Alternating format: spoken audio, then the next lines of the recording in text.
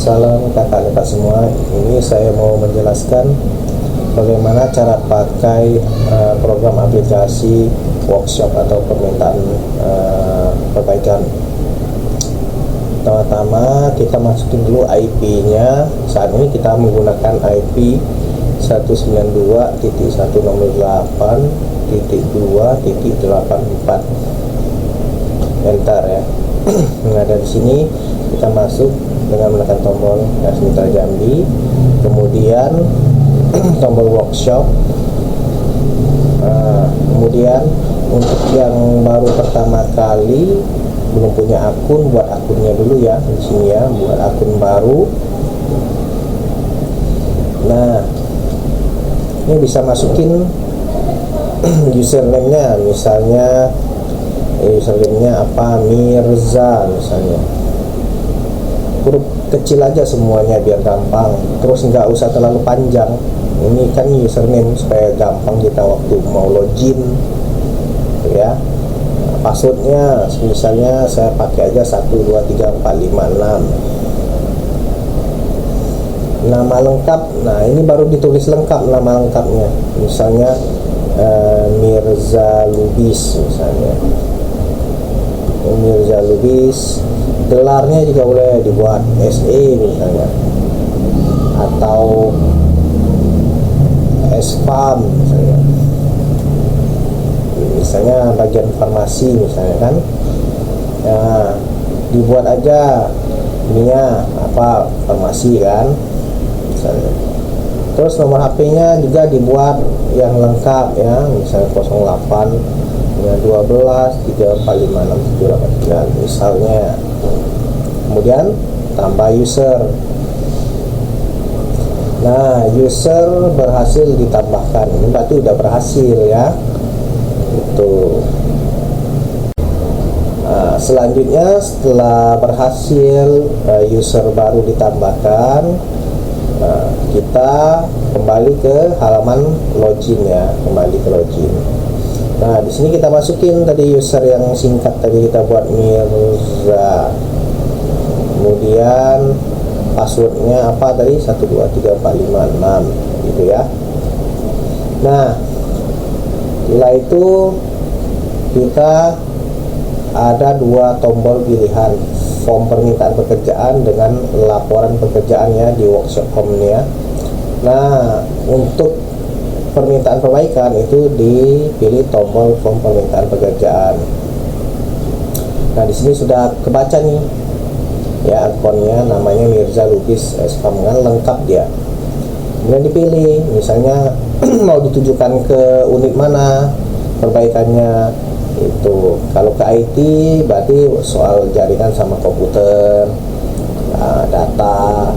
Kalau IPSRS ya sarana prasarana ya, ATEM alat kesehatan gitu ya. Tapi contoh misalnya ke IT, keluhannya apa, misalnya komputer tidak mau dinyalakan misalnya ya, komputer apa, komputer farmasi misalnya.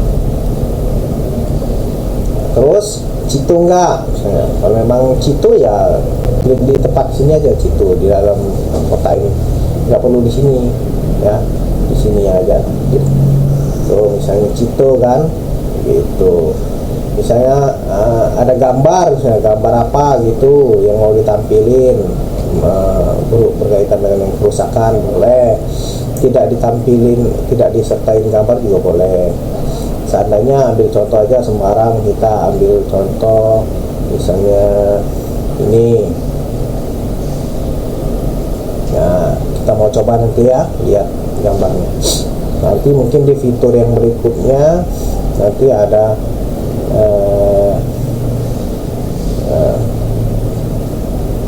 ditambahkan lagi, bukan di sini ya, satunya lagi. Ini kita kirim dulu ya, permintaan berhasil dikirim tuh. Nah, cara ngeceknya di mana? Kita kembali lihat di laporan pekerjaan. Nah, di sini masuk ya. Ini banyak untuk tes yang kemarin nih. Nah, ini yang baru nih, baru masuk nih. Nah, ada ID-nya, ada tanggal, pemintanya. kepada unit IT. Masalahnya ini Cito, terus kirim ya. Terus gimana selanjutnya ya? Udah batas ini udah selesai sebenarnya. Tinggal diklik aja ini kalau mau lihat lengkapnya ya. Nah, yang dikirim tadi juga bisa dilihat di sini. Nah, gambar ini tadi yang kita kirim tuh ya.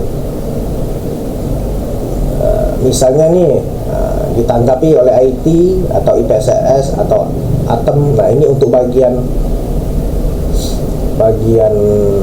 ATEM-nya ya, atau IPSRS atau IT-nya caranya gimana.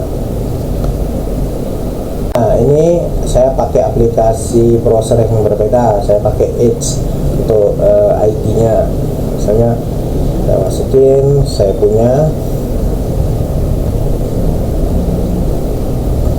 Nah, saya menanggapi pekerjaannya di sini. ATEM juga seperti itu, IPSRS juga seperti itu ya. Cuma bedanya kita punya tombol edit, sedangkan yang user biasa unit nggak ada ya. Coba bisa lihat, kita bisa lihat juga ini di sini ya. Bisa di download juga, yang user juga bisa download ya. Oke. Habis ini kita tanggapi nih. Nah, cara nanggapinya ini kan yang minta nih ke unit IT, ke kami, ini komputer farmasi tidak mau nyala katanya. Nah, ini saya tanggapi. Setelah diperiksa didapati ada kabel, misalnya kabel yang putus, anggaplah. Misalnya saya buat di situ perlu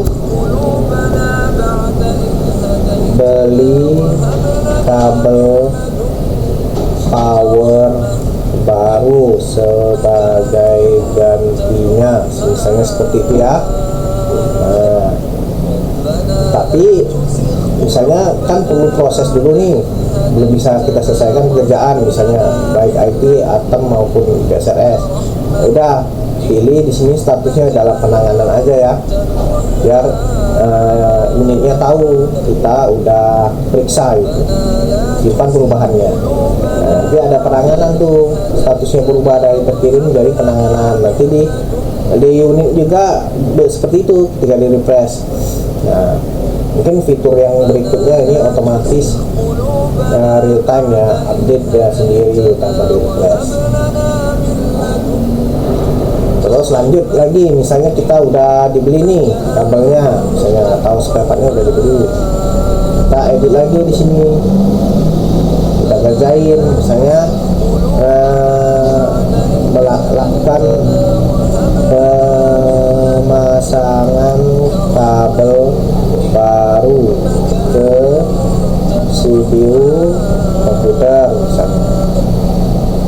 Hasilnya komputer farmasi telah bisa dinyalakan kembali, misalnya begitu ya.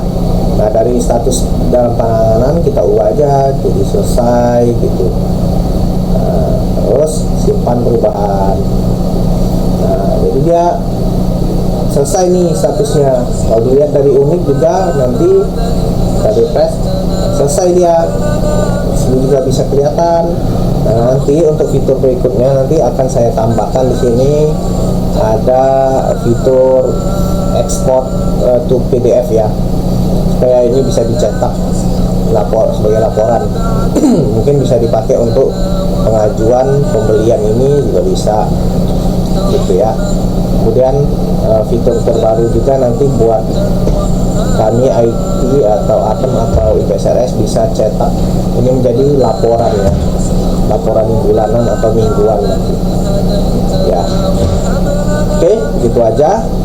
Semoga mudah dipahami dan digunakan ya. Oke, terima kasih.